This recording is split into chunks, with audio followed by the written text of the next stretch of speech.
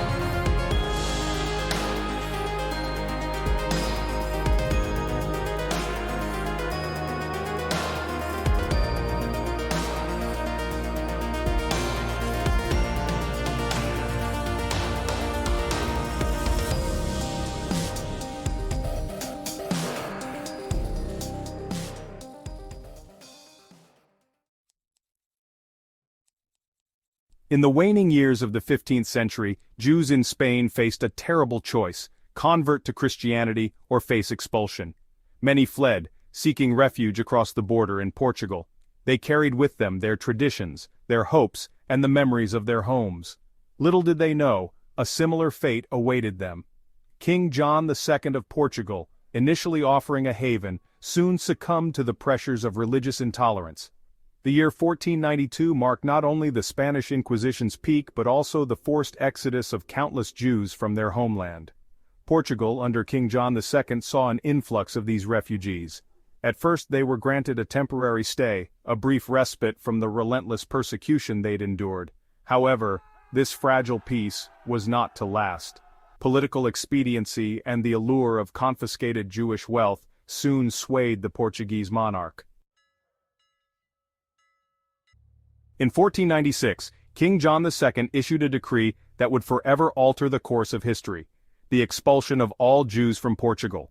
This edict, fueled by religious zealotry and greed, mirrored the horrors inflicted upon their brethren in Spain just a few years prior. Jews were given a deadline to leave, and those who remained would face dire consequences.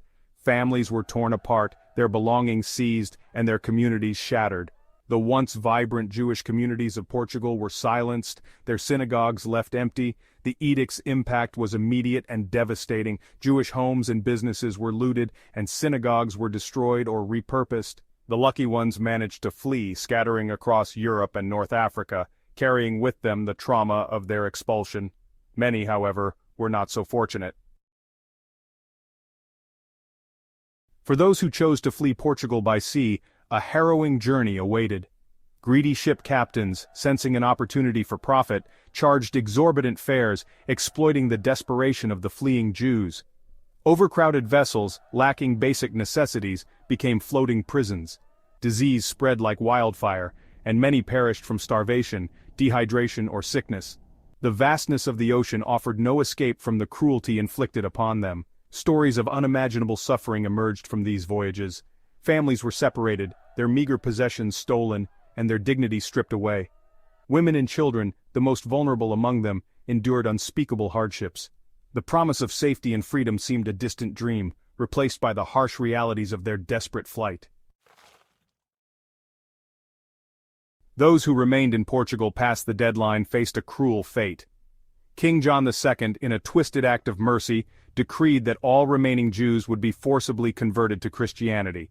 Children particularly vulnerable to such coercion were torn from their parents' arms and baptized. The anguish of these families, their faith and unity shattered, echoed throughout the land. This brutal practice, aimed at eradicating Jewish identity, left an indelible scar on generations to come. The forced conversions and separation of families represented a new low in the persecution of Portuguese Jews. Parents were forced to watch helplessly as their children were indoctrinated into a faith they did not choose. The trauma of these experiences resonated through generations, a testament to the enduring legacy of religious intolerance.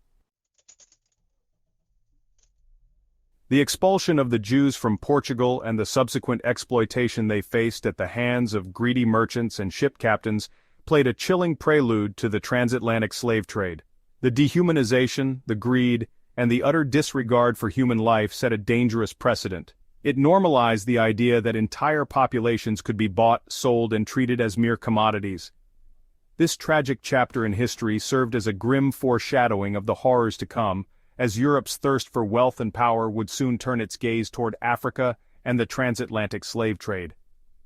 The persecution of the Portuguese Jews stands as a stark reminder of the dangers of religious intolerance and the enduring legacy of hate. It also serves as a cautionary tale, urging us to confront prejudice and discrimination in all its forms.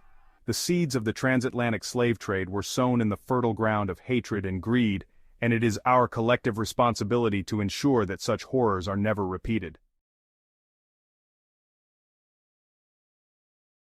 Join me as I dive into the mystery of Sao Tome's hidden Jewish heritage and see if I can uncover the secrets from 1492. Sao Tome, an island nation off the coast of West Africa, has a rich history dating back to the 15th century when it was first discovered by Portuguese explorers. This history is intricately woven with various cultural influences, including a lesser-known but significant Jewish heritage that emerged particularly in the context of the events of 1492. Sao Tome's history is complex, with many aspects still shrouded in mystery. Uncovering the lesser-known aspects of its history and the potential Jewish influence that has been overlooked or forgotten is a challenge. The historical records from this period are often fragmented or have been lost over time, making it difficult for historians to piece together the full story of how Jewish communities might have formed and thrived on the island. The absence of comprehensive historical records means that researchers have to rely on scraps of information and anecdotal evidence to build a picture of Jewish life in Sao Tome during the 15th and 16th centuries. This approach, while painstaking, can sometimes lead to surprising discoveries that shed new light on the island's cultural heritage. Despite these challenges, the potential for uncovering a significant Jewish influence in Sao Tome's history is too great to ignore. Historical research into Sao Tome's past is also hindered by the lack of physical evidence, such as synagogues or other distinctly Jewish structures, that might have once existed on the island. However, the fact that such evidence is lacking does not necessarily mean that a Jewish community did not exist. Many historical buildings and artifacts from this period have been destroyed or have decayed over time, taking their secrets with them. The year 1492 was pivotal for Jewish history, marking the expulsion of Jews from Spain and the discovery of the Americas. This period of upheaval and exploration had far-reaching consequences, including the potential for Jewish refugees to find new homes in unexpected places like São Tomé. As the Portuguese established their presence on the island, they brought with them not only their language and customs but also the complexities of their own societal dynamics, including the presence of Jewish converts and their descendants.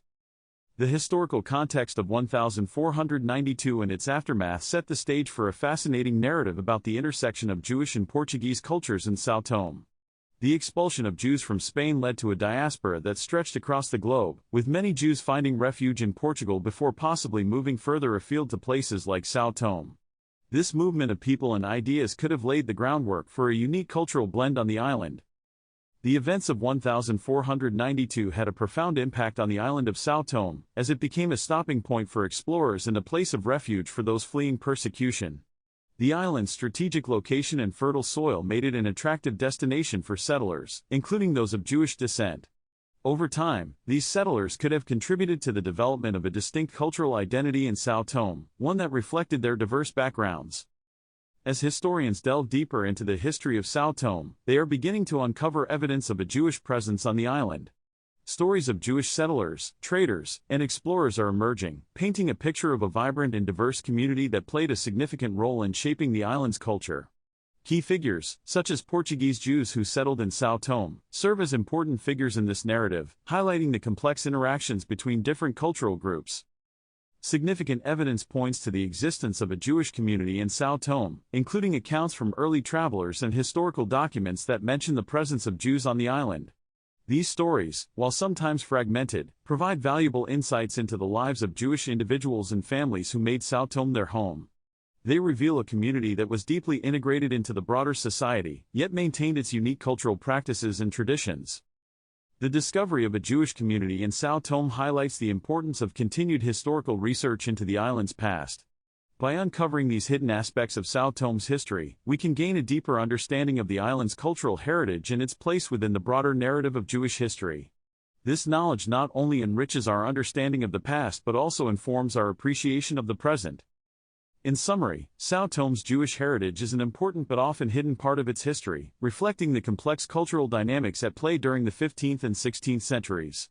The story of how Jewish communities might have formed and thrived on the island is a fascinating one, filled with stories of resilience, adaptation, and cultural exchange. Thanks for watching, and if you've got any thoughts on São Tomé's hidden Jewish heritage, be sure to leave them in the comments below. If you're interested in more content about hidden histories or cultural discoveries, check out my other videos.